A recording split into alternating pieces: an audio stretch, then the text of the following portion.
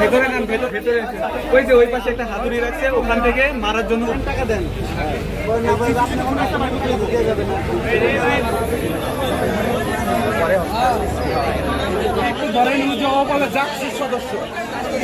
সদস্য এখানে ছাত্র উনি কেন জাকসুর সদস্য হিসাবে কথাটা বললো?